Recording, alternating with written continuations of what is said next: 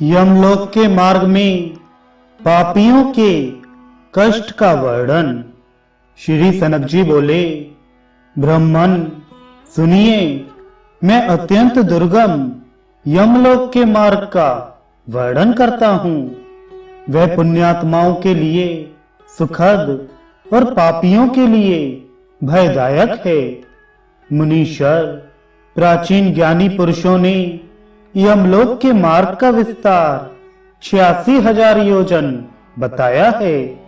जो मनुष्य यहाँ दान करने वाले होते हैं वे उस मार्ग में सुख से जाते हैं, और जो धर्म से हीन हैं वे अत्यंत पीड़ित होकर बड़े दुख से यात्रा करते हैं। पापी मनुष्य उस मार्ग पर दीन भाव से जोर जोर से रोते चिल्लाते हुए जाते हैं। वे अत्यंत भयभीत और नंगे होते हैं। उनके कंठ, ओंठ और तालू सूख जाते हैं।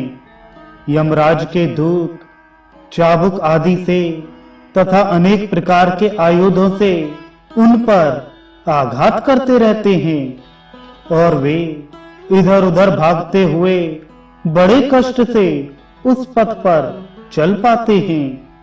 वहां कहीं कीचड़ है, कहीं जलती हुई आग है, कहीं तपाई हुई बालू बिछी है, कहीं तीखी धार वाली शिलाएं हैं, कहीं कांटेदार वृक्ष हैं, और कहीं ऐसे ऐसे पहाड़ हैं जिनकी शिलाओं पर चढ़ना अत्यंत दुखदायक होता है। कहीं कांटों की बहुत बड़ी बाढ़ लगी हुई है, कहीं कहीं कंदरों में प्रवेश करना पड़ता है।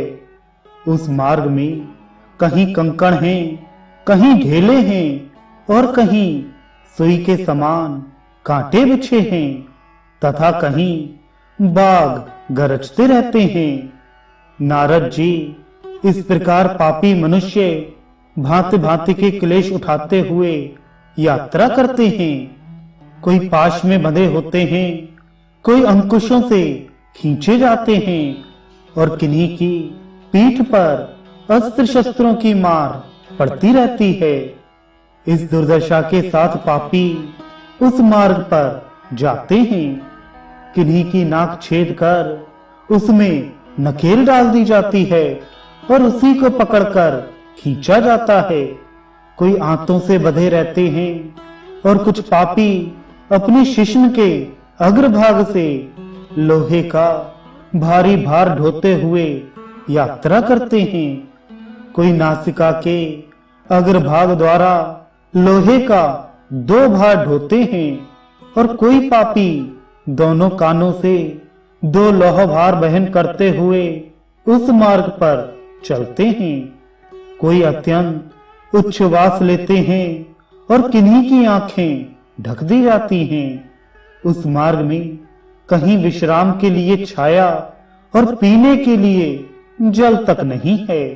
अतः पापी लोग जानकर या अनजान में किए हुए अपने पाप कर्मों के लिए शोक करते हुए अत्यंत दुख से यात्रा करते हैं।